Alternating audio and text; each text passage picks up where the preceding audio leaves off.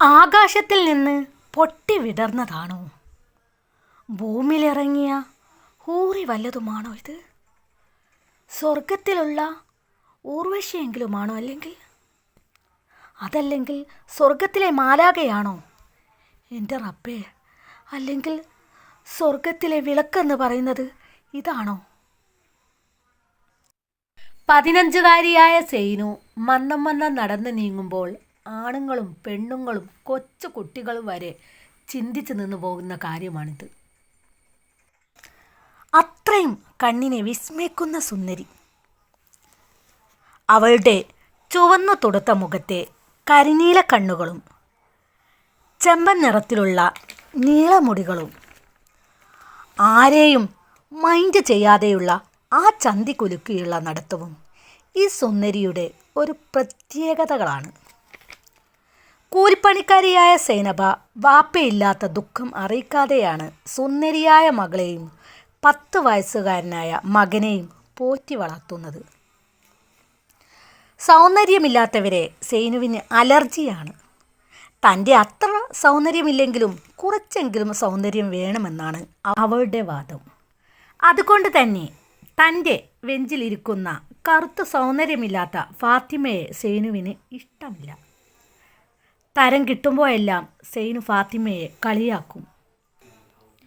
അയ്യേ, ഈ പാത്തുൻ്റെ മുഖത്ത് എന്തൊരു കട്ടക്കറുപ്പാ!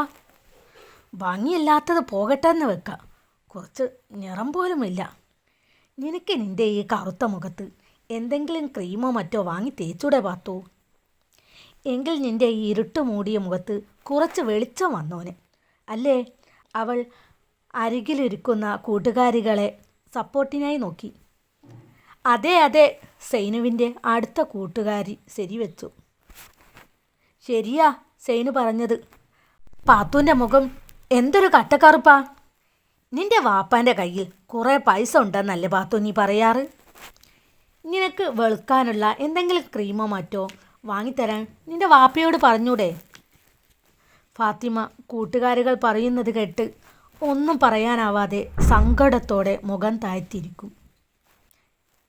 എന്ത് നല്ലത് പറഞ്ഞു കൊടുത്താലും പാത്തുവിന് ഇങ്ങനെ ഒരു ഇരുത്താ.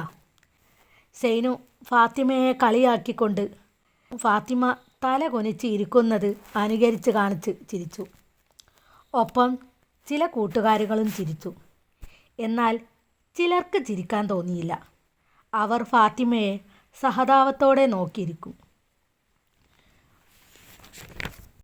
ഫാത്തിമ ഒന്നും പ്രതികരിക്കാതെ സങ്കടത്തോടെ ഇരിക്കും. നിറഞ്ഞു കവിയുന്ന കണ്ണുനീർ ആരും കാണാതെ തട്ടത്തിൻ്റെ അറ്റം കൊണ്ട് തുടക്കും. വീട്ടിലെത്തുമ്പോൾ അവൾ കണ്ണാടിക്ക് മുന്നിലിരുന്ന് തൻ്റെ കറുത്ത സൗന്ദര്യമില്ലാത്ത മുഖം കണ്ട് പരിഭവിച്ച് കണ്ണീർ വാർക്കും. സൈനു പറയുന്നത് ശരിയാണ്. പഠിച്ചോനെ, എൻ്റെ മുഖത്തിനെന്താ ഒരു ഭംഗിയുമില്ലാത്ത, കുറച്ച് നിറം പോലും എനിക്ക് നീ തന്നില്ലല്ലോ. ഫാത്തിമ സ്കൂളിൽ പോകുന്ന ദിവസങ്ങളിലെല്ലാം കൂട്ടുകാരുകളുടെ പരിഹാസങ്ങൾ കേട്ട് വന്ന് കണ്ണാടിക്ക് മുന്നിലിരുന്ന് ഇങ്ങനെ പരിഭവിച്ചു കൊണ്ടേയിരിക്കും.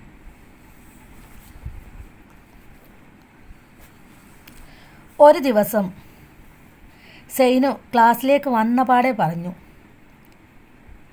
എടീ, ഒരു കാര്യം കേൾക്കണോ? കൂട്ടുകാരികൾ സൈനുവിന് ചുറ്റും കൂടി.